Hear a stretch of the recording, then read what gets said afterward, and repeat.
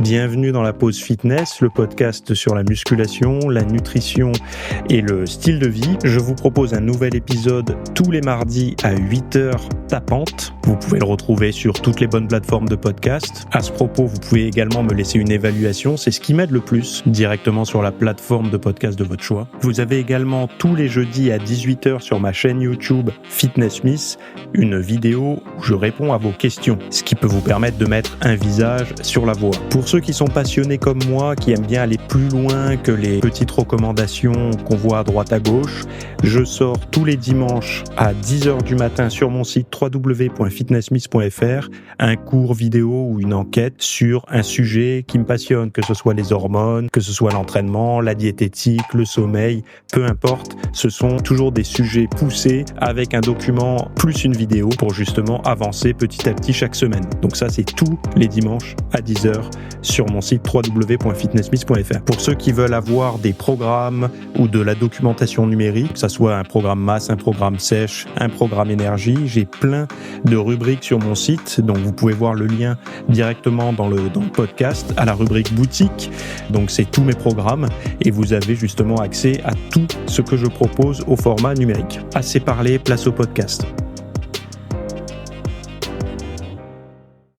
Salut à tous, nouvel épisode aujourd'hui. Nous allons parler des médicaments qui pourraient induire de la perte de masse musculaire. On va parler de perte d'appétit ou de coupe-faim et de sleep maxing. Voilà. Donc avant de démarrer, sachez que j'ai sorti ce week-end 10 recettes économiques pour perdre du gras ou prendre du muscle. C'est quelque chose que j'ai préparé justement pour les personnes qui ont noté que le panier de courses commence à devenir déraisonnable. Et même avant, on avait l'impression, en mangeant des aliments ultra transformés, qu'on était un peu protégé par cette inflation grandissante là. Enfin, c'est un peu un double emploi. Mais aujourd'hui, même les personnes qui mangent des aliments ultra transformés de mauvaise qualité se sont rendus compte de l'augmentation des prix de manière déraisonnable, quoi. Et alors moi, grâce à mon éducation et puis à mon à mon parcours de recherche et tout, j'ai pu quand même me rendre compte qu'on peut manger sainement quand on sait cuisiner des plats, par exemple de cuisine française ou méditerranéenne, mais qu'on sait les remanier. Et c'est ça, c'est 10 recettes remaniées de plats que vous pouvez partager en famille ou même la clé, en fait, c'est de cuisiner une fois et d'en avoir pour plusieurs repas et de ne pas avoir à gaspiller, etc. Et donc là, c'est vraiment 10 recettes économiques compatibles avec la perte de graisse ou la prise de masse musculaire et qui va vraiment vous faire gagner de l'argent sur le panier de courses. Et vous aurez vraiment de l'alimentation saine. Quand je dis saine, c'est il n'y a pas de trucs ultra transformés, de sucre ajouté, de saloperies comme ça, quoi. Voilà. Donc chaque recette comprend les calories, les macros, c'est précisé pour que vous puissiez justement facilement ajuster selon vos besoins, que vous puissiez voir. Et puis donc voilà. Donc si ça vous intéresse, je vous ai mis le lien dans les notes de ce podcast. Ça s'appelle 10 recettes économiques pour perdre du gras ou prendre du muscle. Et vous avez et le PDF et la vidéo, comme ça au moins, pas de problème. Ça vous fait votre petit fascicule de recettes directement pour cuisiner. Alors, premier sujet, comment éviter la perte de graisse avec les traitements anti-obésité. Alors, comme vous le savez, tous les traitements anti-obésité, ils sont très à la mode en ce moment. Au début, ils sont arrivés avec un regard anti-diabète, puis aux États-Unis, ça a commencé à être anti-obésité. Aujourd'hui, je crois que ça commence petit à petit à s'installer en France aussi contre l'obésité. Donc, c'est les médicaments que vous avez tous en tête aujourd'hui, les analogues au GLP-1, je crois qu'on appelle ça comme ça, c'est maglutide. Je vous donnerai pas les marques, mais vous avez ce dont vous pensez, c'est ça en fait. Ceux auxquels vous pensez, ce sont ceux-là. Donc selon les chercheurs, la masse musculaire peut représenter jusqu'à 40% de la perte de poids totale sur une période de 36 à 72 semaines. Alors je vous en avais parlé dans un ancien podcast, mais cette perte de poids, quand il y a une perte de muscle aussi importante, 40%, ça devrait un petit peu quand même alerter. Mais pourquoi en fait? On peut l'expliquer assez simplement. On va en parler plus loin, mais on peut l'expliquer assez facilement. Moi, j'ai regardé pas mal de documentaires de personnes qui utilisaient ce genre de médicaments. Et alors déjà, il faut savoir une chose, c'est que ça marche pas chez tout le monde, même si c'est une sacrée réussite, ce médicament. pour les pathologies type obésité et tout. Il y en a beaucoup qui trouvent que, enfin, beaucoup de professionnels de santé disent que c'est une bonne innovation et tout. Quand on regarde les témoignages, ce sont des gens qui n'ont plus faim. Donc ça agit beaucoup comme coupe-faim. Si vous mangez moins de protéines, tout ça, bah forcément, vous aurez également une perte de masse musculaire. Donc c'est inévitable. C'est pas un médicament qui fait fondre les graisses, c'est un médicament qui fait perdre du poids. Et le poids est dicté, enfin, le poids que vous voyez sur la balance, que ce soit vous ou n'importe qui, hein, c'est le poids que représente l'entièreté de votre organisme, c'est pas le poids de vos graisses. Donc je sais que vous le savez, mais quand même, on a tendance, quand on monte sur la balance, à ne voir que la perte ou la prise de graisse. On n'a pas tendance à voir la perte ou la prise de muscle. Voilà. Ou d'eau. Très peu voient l'eau et souvent, quand ils font un repas un peu chargé le week-end, ils montent sur la balance le dimanche soir ou le lundi matin, ils disent mais catastrophe, là ça va être régime salade steak pendant une semaine, ce qui est stupide, hein. Mais c'est tout simplement parce qu'ils ont fait de la rétention d'eau due à une abondance de glucides le week-end et de produits salés. Et donc du coup, ils ont retenu un petit peu plus d'eau. Mais ça, c'est impossible de prendre 2 kilos de graisse en un week-end. Enfin, c'est impossible. Non, ça serait possible. Mais je vous garantis que c'est pas un repas de famille ou un fast-food ou un resto qui vous fait prendre 2 kilos de graisse. Ça n'est pas physiologiquement possible, en fait. C'est pas logique. Donc je reprends, hein, la lecture de l'article. Ce taux dépasse celui des régimes restrictifs ou du vieillissement naturel et pourrait avoir des effets néfastes sur la santé. C'est-à-dire que la perte de poids engendrée par les médicaments, donc tu as la perte de masse musculaire de 39% engendrée par les médicaments anti-obésité, ça dépasse celui des régimes restrictifs et du vieillissement naturel. Donc c'est-à-dire que c'est pire que la sarcopénie, enfin, la perte de masse musculaire liée à l'âge, et pire que les régimes restrictifs qui sont, comment dire, comment on dit, décriés par l'ensemble des plateaux de télé, des médecins médiatisés, de tout ça. Donc en fait, on a aujourd'hui un médicament qui fait pire que les pires régimes, enfin peut-être pas les pires régimes, mais qui fait pire que les régimes restrictifs, mais visiblement qui est perçu comme une avancée significative.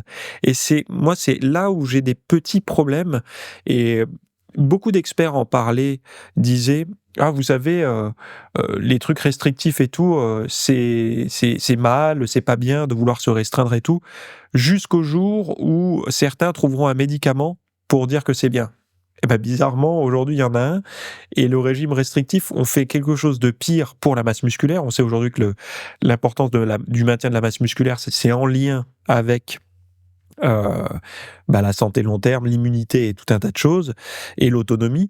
Et là, on voit qu'on a quelque chose qui certes fait perdre du poids, mais du poids, pas que du gras, et ce sont des taux qui dépassent ceux des régimes restrictifs ou du vieillissement naturel, et la sonnette d'alarme, on a du mal à l'entendre. Elle sonne, mais elle sonne un peu comme si elle était sous un coussin. C'est-à-dire qu'il y a des articles, hein, je suis en train d'en lire, donc la preuve, ça veut dire qu'on en parle, mais on n'en parle pas autant que la folie qu'on a contre les régimes aujourd'hui. Vous savez à quel point moi je défends le régime. Quand je dis je défends le régime, je suis pas dans une chapelle, mais je pars du principe qu'un régime, il faut arrêter de percevoir le régime comme quelque chose de nocif, de négatif. Il y a des personnes chez qui c'est nécessaire pour retrouver la santé, et je sais qu'il y a toute une mouvance en ce moment de dire c'est pas bien, pas de régime et tout. Bon, il s'avère qu'il y a des gens chez qui ça fonctionne et qui ça leur permet de retrouver la forme. Il faut pas se baser sur les gens chez qui ça ne fonctionne pas pour dicter la loi pour l'intégralité des gens. Il faut adapter, en fait. Les gens chez qui le régime ne marche pas, peut-être que le médicament marchera, parce que c'est des gens qui n'arrivent pas à faire un régime, ou chez qui, quand ils en font un derrière, ça leur développe des troubles déraisonnables, et ils n'arrivent plus du tout à se raisonner, ils prennent de plus en plus. Ok, mais il y a tout un pan, et notamment dans les gens qui pratiquent la musculation et qui trouvent vraiment des valeurs à mieux manger, à faire du sport et essayer d'avoir un regard plus concerné sur leur approche de mode de vie. Ces gens-là, ils diront pas le régime ça marche pas. En général, le régime ça a fonctionné pour eux, et ils savent que dans tous les cas, on fait toujours une sorte de régime. ou le régime méditerranéen, ou un régime traditionnel occidental, ou un régime type Okinawa, ou un régime, je sais pas, de type cétogène, ou un régime paléo, ou un régime végétarien. On a tous plus ou moins un type de régime alimentaire. Je crois que c'est Albert Camus qui disait mal nommer les choses, c'est ajouter du malheur au monde, ou quelque chose comme ça.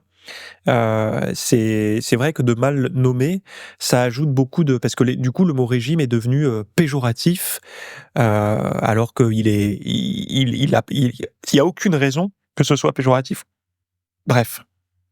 Et après, quand vous dites ça, ils disent: «Oui, d'accord, vous jouez avec les mots. En fait, ce qu'on veut dire, c'est les régimes restrictifs, les gens qui se privent et tout». Ouais, non, mais là, en fait, c'est des mauvais comportements.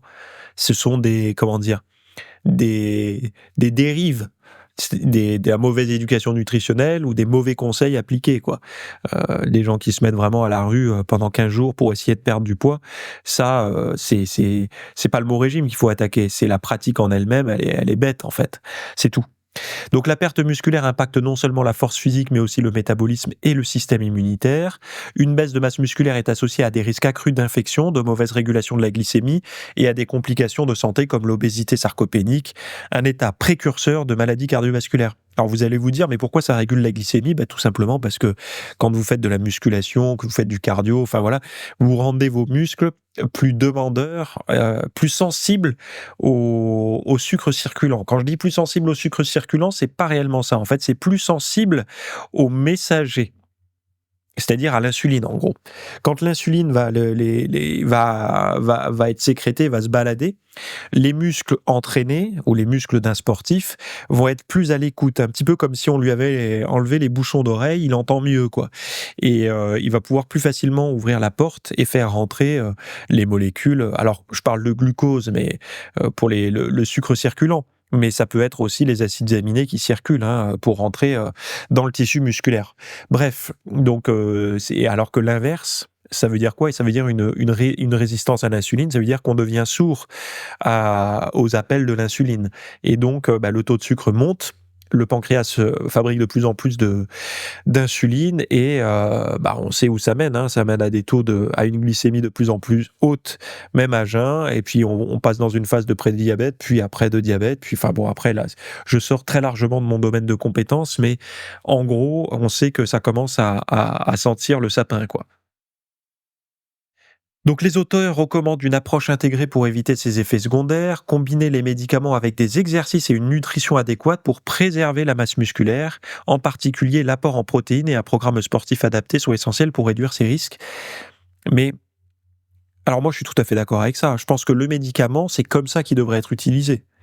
C'est-à-dire que en fait, le médicament ne fait qu'amplifier ce que nous, on cherche à amplifier de manière naturelle. C'est-à-dire de perdre de la graisse, prendre du muscle et d'avoir un appétit plutôt modulé. Donc nous, on va essayer de le réguler avec un apport en fibres, un apport en protéines, pour l'appétit, je parle. Et puis le sport, on va faire de la muscu, on va faire du cardio, et au niveau de la diète, on va manger sainement. Mais c'est vrai que là, ça devient presque un petit peu ça. Bon, évidemment, le médicament est beaucoup plus efficace qu'un complément alimentaire, j'imagine, mais ça devient un petit peu ce qu'on retrouvait à l'époque, rappelez-vous, dans les téléachats, les machines, les rameurs, les machines spéciales abdos. Alors, il y a eu certaines machines qui étaient géniales, dans les téléachats. Je pense c'était le Lab Coaster, je sais plus, celui pour faire le bas des abdos. Je sais pas s'ils avaient conscience qu'ils étaient en train de fabriquer un truc génial, mais c'était vraiment un truc bien pour le travail du bas des abdos, ça. Mais bon, bref, je retourne à ce que j'étais en train de dire. Très souvent, les effets des compléments alimentaires ne sont pas dus, par exemple, la perte de graisse au complément alimentaire lui-même, mais à la motivation que ça a engendré chez l'individu à suivre une diète bien calibrée et à faire du sport régulièrement. Alors, ça va être attribué. En fait, c'est la pilule moi j'appelle ça des pilules de motivation. C'est tout ce qui est brûle-graisse et tout, parce que il faut pas nier l'effet placebo, et l'effet placebo est réel, et puis l'effet motivationnel, puisque vous vous dites, en tout cas, il y a une catégorie de personnes qui se dit, si je prends ça, je vais tout faire bien, donc je vais faire du sport et suivre un bon régime. Alors j'ai rencontré aussi des gens qui m'ont demandé, droit dans leurs bottes, et ça c'est une anecdote qui m'a marqué, qui m'a dit, va falloir que tu me trouves un complément alimentaire qui me permet de perdre du poids, parce que moi j'ai pas envie de faire de régime et j'ai pas envie de faire du sport. Alors ils avaient toujours des bonnes excuses parce que X, parce que Y. Bah là, je leur dis: «Beh, si je trouve ça, t'inquiète pas que non seulement je vais la breveter, mais en plus je vais te la vendre». Pas parce que je suis capitaliste, mais c'est parce que, je mettrai si je trouve cette pilule-là, en complément alimentaire en plus, je mets ma famille à l'abri, mes petits-enfants, enfin toutes les lignées suivantes et je peux presque régler des problèmes de santé publique et mondiale. Donc je pense pas que je le garderais pour moi si je le savais, quoi. Mais il y a encore des gens qui vivent, dans cette, comment on peut dire ça? Dans une forme de naïveté, quoi. Bon, sujet suivant. Alors, vous avez le lien d'ailleurs de ce que je viens de dire dans les notes de l'épisode. Comment l'exercice intense réduit l'appétit? Donc, je trouvais que le lien était intéressant à faire puisqu'on parlait avant d'un médicament qui coupe plutôt la faim. Et là, on voit que l'exercice intense réduit l'appétit. Alors là, ce que j'aime, moi, c'est de faire appel à votre propre expérience, puisque vous avez une expérience certainement de musculation, de cardio HIIT et de cardio basse intensité. Et donc là, je vais vous lire et puis après, on va un peu parler de ça. Donc une étude récente, c'est toujours une étude récente. Une étude récente révèle que l'exercice intense supprime davantage l'appétit que l'exercice modéré chez les adultes en bonne santé, en particulier chez les femmes. Donc c'est publié dans le Journal of the Endocrine Society. La recherche montre que des séances de forte intensité réduisent les niveaux de gréline. Alors la gréline, en plus ils disent derrière, donc l'hormone de la faim, ce qui diminue la sensation de faim plus efficacement. Donc la gréline, c'est cette hormone que vous allez ressentir à l'approche d'un repas qui commence à vous donner de plus en plus faim, en gros, quoi. De mémoire, elle est sécrétée au niveau de l'estomac. Donc pour l'étude, 8 hommes et 6 femmes euh, ont jeûné toute une nuit avant de réaliser des exercices de différentes intensités. Et donc les résultats indiquent que les femmes présentaient des niveaux plus élevés de gréline à la base, donc elles avaient plus faim, mais seulement après un exercice intense. Elles montraient une diminution significative de cette hormone à l'inverse des hommes. Donc quand elles se sont levées à jeun, elles avaient un niveau plus élevé de gréline, donc elles avaient plus faim. Donc peut-être que mesdames, vous avez plus de difficultés d'ailleurs à faire le jeûne intermittent, à sauter le petit déjeuner que les hommes. Mais seulement après un exercice intense, elles montraient une diminution significative de cette hormone à l'inverse des hommes. Donc, chez les femmes, un exercice à forte intensité a tendance à plutôt couper l'appétit. Donc, les chercheurs précisent que les exercices au-dessus du seuil de lactate, signe d'effort intense, sont nécessaires pour obtenir cet effet coupe-faim. Alors, c'est peut-être que les hommes, ils sont pas allés à fond aussi, hein. Et d'ailleurs, on va en parler de ça. Selon l'auteur principal, Kara Anderson, ces résultats suggèrent que l'exercice intense pourrait être un outil efficace pour contrôler l'appétit dans le cadre d'un programme de perte de poids. Ce que j'avais envie de dire, déjà des choses très différentes en fonction des gens. C'est-à-dire que moi, ça ne m'est jamais arrivé, ou alors j'ai pas de souvenir, mais honnêtement jamais arrivé, d'avoir faim pendant une séance de musculation. C'est-à-dire que l'intensité est telle que j'ai pas envie, j'ai l'impression que je vais m'étouffer si je mange quelque chose, c'est pas possible. Par contre, j'ai rencontré des gens qui me disaient j'ai faim, quand il était en train de s'entraîner. Bon, quand on dit ça, c'est pas possible, on peut pas avoir parce que quand on fournit un effort intense, mais vraiment intense, hein, euh, logiquement, on est sur la corde raide entre ça se passe bien et je vomis. Bon, j'abuse un peu en disant ça, mais je pense que tous ceux qui s'entraînent très sérieusement ont déjà vomi à l'entraînement. Moi, ça m'est déjà arrivé. Après une grosse séance de soulevé de terre, j'ai posé une galette, hein, ça m'est déjà arrivé, quoi. Et c'est vrai que dans cet état-là, on n'a pas faim. Les seuls moments où on aurait pu manger un petit truc sucré ou quoi, c'est parce qu'on se tape une hypoglycémie de fou, ou vraiment quelque chose, enfin voilà. Mais pas, on n'a pas faim, quoi. Pas faim comme quand on a faim en attendant l'heure du dîner ou quoi. Donc chez moi, c'est comme ça. J'ai vu des gens en salle de sport dire j'ai faim. Après, j'étais pas derrière eux pour voir l'intensité qu'ils mettaient. Autre chose, moi j'ai détecté une différence entre le sport de très haute intensité, par exemple le cardio HIIT, et la musculation et le cardio basse intensité, le cardio, la course à pied normale, quoi. Alors pour moi, le cardio très haute intensité coupe l'appétit sur le moment et juste après. Par contre, a tendance à l'augmenter dans la journée. Chez moi, hein, si je le fais le matin, par exemple, ça a tendance à augmenter mon appétit dans la journée. La musculation, pas d'effet, en fait, c'est ma vitesse de croisière, donc j'ai pas de point de repère. C'est-à-dire que la musculation, ça m'ouvre pas l'appétit juste après. Normal, je prends ma collation, enfin j'ai pas faim, une faim dévorante.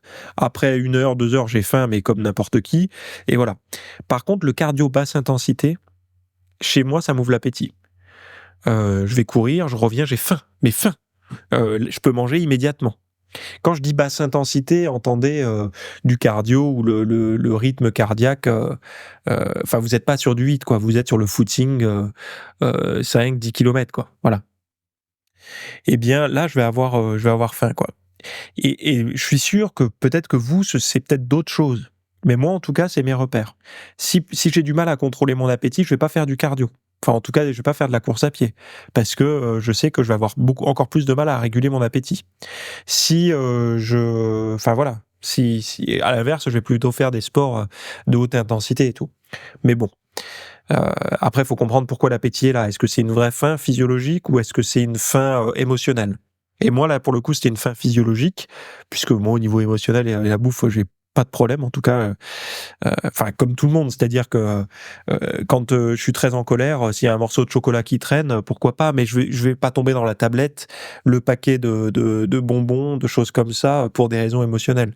Si je vais le faire, c'est parce que j'en ai envie et que voilà, mais pas de manière émotionnelle, incontrôlable, quoi.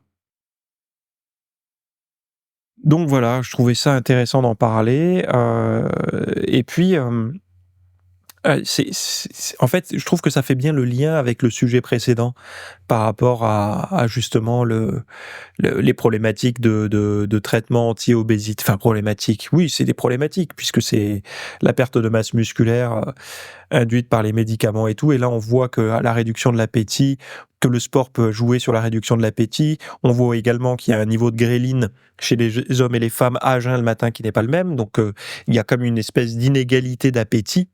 Donc ça sert à rien de dire à votre nana: «Beh, retiens-toi, c'est bon». Ouais, retiens-toi, c'est bon, elle a plus de grêline que toi, donc du coup, en fait, physiologiquement, elle a plus faim que toi. Donc c'est déjà vous partez pas avec les mêmes armes. Donc bon, moi ça me semble important d'en parler puisque, on a souvent tendance à voir tout sous l'angle de la volonté et de la motivation. Quand vous démarrez déjà dans la vie ou dans votre condition avec, des hormones que l'un sécrète et l'autre ne sécrète pas ou en tout cas pas dans les mêmes quantités. Ouais, en fait, ce serait un peu comme reprocher: «Mais vas-y, mais pousse, tu devrais prendre plus de biceps». Alors que, physiologiquement, il y a moins d'hormones anabolisantes, chez une femme que chez un homme. Donc c'est un peu, enfin bon bref, vous avez compris quoi. On joue pas avec on parle pas d'armes de volonté là. Donc maîtrisez votre sommeil à la mode TikTok. Donc la société moderne cherche constamment à améliorer sa qualité de vie, notamment à travers des tendances comme le sleep maxing sur TikTok. Alors est-ce que vous savez ce qu'est le sleep maxing? On va en parler. Cette pratique vise à optimiser le sommeil en se concentrant sur la quantité et la qualité. On trouve des mots à tout, mais de mettre un mot sur quelque chose de commun, de bon sens, c'est vendeur. Donc le sleep maxing, c'est hashtag sleep maxing. Déjà, c'est dur à dire et en plus, c'est mieux que de dire quantité et qualité de sommeil. Donc les adeptes adoptent des routines telles qu'éteindre pardon, les lumières quelques heures avant de se coucher, éviter les écrans 1 heure avant le sommeil et supprimer la caféine 8 heures avant le coucher. Alors moi, je sais pas vous, mais moi j'ai l'impression que ça, ce sont des choses qu'on recommandait déjà il y a 10-15 ans, quoi. Mais bon, bref, visiblement, c'est la mode de TikTok, donc on peut pas contredire ça. L'utilisation d'accessoires comme les masques de sommeil et la mélatonine est également courante. Alors là, on est sur des pratiques légèrement plus modernes, encore que les masques du sommeil. Moi, ça fait des années que j'en ai, et la mélatonine, pareil, ça fait des années que, enfin, nous, dans le monde c'est bizarre parce qu'on est quand même dans le monde de la muscu, du fitness, on sait ça depuis un certain nombre d'années déjà, quoi. Alors les masques du sommeil, moi c'est vrai que si il y a bien une chose qu'il faut retenir, le masque du sommeil est quand même une technique, non médicamenteuse, non complément alimentaire et plutôt économique parce qu'une fois que vous avez acheté un bon masque, eh ben vous le gardez quoi. C'est quand même bien quoi, surtout si vous vivez en couple et que votre conjointe, il a envie de regarder un peu la télé le soir ou qu'il y a une lumière, vous vivez pas dans un manoir et donc du coup vous voyez un peu la lumière du salon parce que l'un ou l'autre reste un peu éveillé plus longtemps. Je trouve que le masque, c'est bien. Heu, Moi, je l'utilise pas mal, le masque, parce que ça coupe les moindres petites lumières parasites, ça coupe et moi, j'ai trouvé, en tout cas chez moi, que ça accélère la vitesse d'endormissement. Alors, j'ai la chance, je touche du bois, mais moi, je dors comme une souche. Je m'endors comme une souche. Alors, je suis réveillé de bonne heure, mais je m'endors comme une souche vers 9h30 en ce moment. Je me couche à 9h30, je dors. Et avec ça, j'ai pas de problème. C'est pareil, je prends pas de caféine, j'évite la lumière forte, enfin voilà, la lumière forte, moi, c'est le matin. Toutes ces pratiques-là, je veux dire, moi, la philosophie que je vous propose dans les cours VIP sur mon site, évidemment que c'est celle que je m'applique dans la vie, sinon ça sert à rien d'en parler. Enfin, je veux dire, sinon j'aurais l'impression d'être un escroc, quoi. Et donc ce sont des choses que je pratique déjà depuis des années. Mais là, c'est devenu tendance et j'ai du mal à critiquer ces tendances-là parce que ce sont des bonnes tendances. Alors la mélatonine, pour les ados, je serais pas fan moi personnellement, mais bon, après je suis pas leurs parents, hein, ils font bien ce qu'ils veulent. Mais par contre, les bénéfices d'un mode de vie sain, c'est-à-dire d'avoir moins d'écran le soir et d'éviter la caféine et tout, bah oui, quoi. Et les bénéfices du et puis je dis les ados, mais sur TikTok, il y a pas que des ados. Les bénéfices du sleep maxing sont nombreux. Des études montrent qu'un bon sommeil réduit le risque de maladies comme le rhume, améliore la santé mentale, renforce la concentration et booste le système immunitaire. Le docteur Vanessa Hill, spécialiste du sommeil, affirme que cette tendance encourage les gens à prioriser leur sommeil, souvent négligé dans nos vies agitées. Nos vies agitées du bocal, hein. Parce que quand ils disent nos vies agitées, c'est nos vies agitées sur la toile, sur les réseaux et tout. Parce qu'elle n'est pas si agitée que ça pour la moyenne des gens, hein, sinon il n'y aurait pas autant de surpoids. Elle est agitée dans leur tête, dans leur façon. Ils ont l'impression d'être occupés. Étienne Klein dit on fait plein de choses, mais concrètement, on fait pas beaucoup avancer le travail et tout. Et je suis assez d'accord avec lui. Cependant, certains experts mettent en garde contre une obsession du sommeil. Et une focalisation excessive peut engendrer du stress et annuler les effets positifs recherchés. Le docteur Hill conseille de ne pas devenir trop perfectionniste et d'écouter ses besoins personnels pour éviter de se surcharger. Ouais, ça c'est marrant parce que ça me fait un peu penser au. J'ai vu que Gundil en a parlé aussi. J'en avais parlé il y a des années là de ce fameux terme qui devient un problème de santé mentale, l'orthorexie. J'ai vu qu'il en a parlé il y a pas longtemps lui aussi. Euh, Ils ont trouvé une pathologie pour un mode de vie sain, quoi. C'est-à-dire que si aujourd'hui tu veux avoir un mode de vie sain, alors là pour le coup l'orthorexie, je crois que c'est pour la bouffe, c'est devenu un problème de santé mentale de vouloir bien manger. Mais mal manger, non, il n'y a pas de problème de santé mentale pour un excès de chips, de mayonnaise et de friture. Il n'y a pas de pathologie mentale pour ça. C'est quand même fou. Mais par contre, il y en a un quand ceux qui veulent manger bien, ah ben tu es orthorexique, quoi. Et d'ailleurs, je reprends Étienne Klein aussi, il en avait parlé, ça m'avait fait rire dans une vieille conférence. Lui, c'était pour quelqu'un lui avait dit, mais tu fais de la bigorexie. Bigorexie, c'est quand tu fais de l'excès de sport et tout, quoi. Et il dit, mais c'est bizarre, bigorexique, ça veut dire que quand tu fais du sport, quand tu fais trop de sport, quand t'en fais pas et que tu te sens un peu anxieux et que tu as besoin d'en faire pour te sentir bien, c'est que t'es bigorexique, en fait, que t'as un problème. Mais par contre, il disait, il n'y a pas de terme pour l'inverse, quoi. Et lui, il appelait ça la phlémorexie, avec l'excès de canapé, de chips et de télévision. Je suis assez d'accord avec ça, en fait. À un moment donné, on pathologise des choses qui sont des comportements. Faire du sport et bien manger, c'est pas une pathologie, il faut arrêter zut, quoi. Et même l'excès de ça, ça me semble pas être une pathologie. Au pire, ce sera un surentraînement, mais et celui qui mange trop sainement, c'est quoi le problème? C'est qu'après, il devient anorexique. Là, on est sur une vraie pathologie. Mais de mettre l'orthorexie avant, enfin bon, bref, c'est bizarre. D'ailleurs, je serais curieux de savoir qui ça sert parce vu qu'il n'y a pas de médicaments, qui sait que ça aide de dire que quand tu manges trop sainement, on est orthorexique. Je vous laisse le mettre en commentaire, peut-être que vous avez des idées, moi j'en ai pas. Bref, donc bien manger, bien dormir, s'entraîner, on en revient toujours aux mêmes choses. C'est pour ça, on en parle souvent avec ma compagne, mais c'est toujours la même arborescence. Vous prenez les maux du siècle. Donc, c'est-à-dire tout ce qu'on rencontre, on part de la dépression, en passant par le surpoids, en passant par tout un tas de choses. Regardez toutes ces pathologies. Souvent, quelles sont les recommandations hors médicaments, hors médecine, on va dire, qui sont faites? Mieux manger, mieux dormir, bouger. mieux manger, mieux dormir, bouger. À chaque fois, vous retrouverez la même chose. Problème de santé mentale.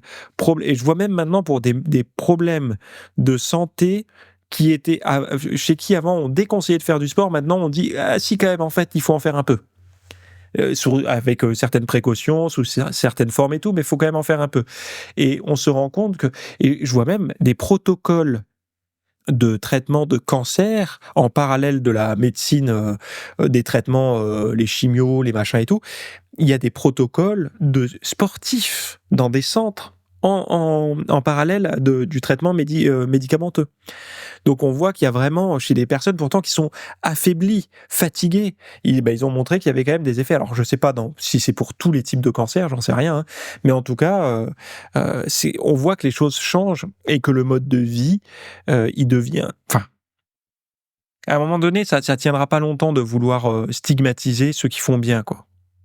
Et je sais que enfin, je sais pas si vous êtes tombé aussi sur ce genre de choses sur les réseaux sociaux, mais sur les réseaux sociaux, il y a de plus en plus, là, il y a une très grosse vague de choses qui arrivent où on essaye tout doucement de vous reglisser des produits ultra transformés, remanipulés dans tous les sens, comme sains, comme des bonnes alternatives et tout. Ils essayent de se réimmiscer et par le biais d'influenceurs et parfois d'influenceurs professionnels de santé. C'est-à-dire que la publicité aujourd'hui, les gens se font plus avoir par la publicité télé. Par contre, les influenceurs sont utilisés. Parfois, ils s'en rendent pas compte, malheureusement, ils pensent bien faire. Ils sont utilisés pour remettre sur le devant de la scène des produits ultra transformés, quoi. Ils font des collaborations avec l'industrie agroalimentaire, en gros, et pas le vendeur de brocolis, hein.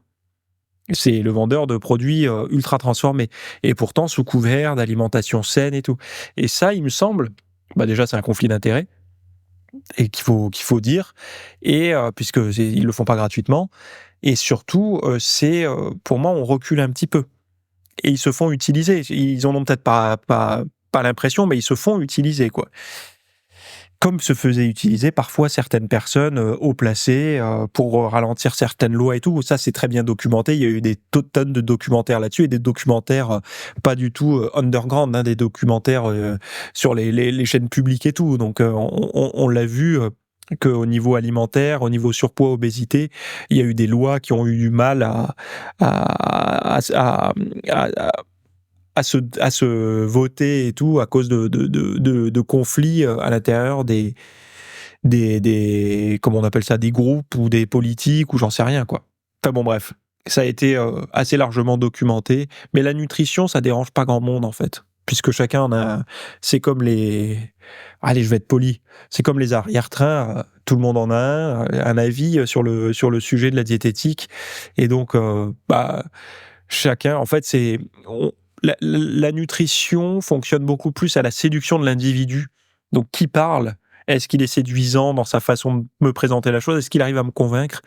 Et c'est beaucoup ça qui nous aide à rejoindre en fait quelque chose qu'autre chose, quoi. Essayez d'avoir, moi, le seul conseil que je peux vous donner, c'est, enfin, si vous pouvez retenir une chose, les gens qui ont un avis noir ou blanc, donc il dit que c'est bien, mais en fait non, c'est pas bien. Ça déjà, ça pue du cul, et c'est pour faire du buzz Instagram et tout ça. Instagram ou YouTube ou autre chose. C'est parce que c'est ça qui vend aujourd'hui, c'est ce qui est clivant. Donc d'attaquer quelqu'un, bon voilà. Et c'est même pas méchant envers la personne, mais c'est ce qui marche. Et ils s'entendent même entre eux pour le faire régulièrement. Et donc de cliver comme ça marche bien. Mais si vous voulez quand même un bon point de repère, c'est la nuance. C'est-à-dire qu'aujourd'hui, au niveau de la diététique, il y a énormément de choses qu'on ne maîtrise pas. Par exemple, quand vous mangez des aliments, vous vous dites, OK, je mange des protéines, des glucides, des lipides, des vitamines, des minéraux, des oligo-éléments. Mais il y a également tout un tas de substances qu'on ne connaît pas encore. Les chercheurs voient des fois qu'il y a des interactions étranges à chaque fois qu'il y a tel ou tel aliment, mais ils ne savent pas d'où ça vient. Ça vient ni d'une vitamine, ni de... Ils savent pas. Donc, c'est-à-dire qu'il y a... Je crois que c'est Anthony Berthoud qui en parle dans un de ses bouquins, du nombre de choses qu'on ingère et du nombre de choses que l'on sait qu'on ingère par un aliment. Et c'est... donc, il faut être humble, en fait. quand on travaille dans ce monde-là, qu'on fait j'ai un travail un peu de journaliste là-dedans, faut être humble. On sait des choses, mais on sait pas grand-chose par rapport à la réalité, en fait. Et on arrive déjà à faire pas mal de choses avec ce qu'on sait, avoir des abdos apparents, prendre des biceps, enfin bon voilà, essayer de maîtriser un petit peu son métabolisme avec ce qu'on sait. Mais la bonne nouvelle, c'est qu'on va encore en apprendre. Et de dire, quand je vois des gens qui disent non, il a tort, oui, il a raison, enfin, non. Et en fait, demain, il aura peut-être tort. Il y a des choses qu'on sait, mais c'est quand même assez fragile. Par contre, il me semble qu'on a moins de chances de se tromper en se tournant vers ce que la nature a apporté à l'être humain depuis des années, versus les choses qu'il a pondues ces 100 dernières années là pour euh, pour faire grossir un chiffre d'affaires, quoi. Voilà, d'une entreprise. C'est là où voilà, je mettrai une petite nuance. Donc voilà, si vous avez envie de mieux manger, je vous ai proposé 10 recettes économiques pour perdre du gras ou prendre du muscle, hein. Donc comme je disais tout à l'heure, hein, c'est 10 recettes inspirées de la cuisine française et méditerranéenne, pour leurs bienfaits et puis pour la santé. Chaque recette comprend les calories et macros précisés pour que vous puissiez facilement ajuster selon les besoins. Donc vous apprendrez à préparer les plats de manière équilibrée en évitant le gaspillage et en utilisant des ingrédients bon marché sans sacrifier la qualité, puisque ça c'est important. Et donc voilà, vous aurez le petit guide en PDF avec les images des recettes, tout en fait, plus la petite vidéo pour bien démarrer. Donc si ça vous intéresse, vous avez le lien dans les notes de cet épisode et très bonne semaine à toutes et à tous. Bye bye. Merci d'avoir écouté cet épisode. Alors, avant de partir, j'avais juste quelque chose à vous partager. C'est vrai que vous avez peut-être des temps morts à meubler, que ce soit des temps de trajet dans les transports en commun, du cardio un petit peu long sur un tapis de course, ou alors tout simplement envie de remplacer les programmes que vous avez la soirée pour de l'apprentissage. Vous êtes peut-être adepte des émissions, des documentaires, des reportages, etc.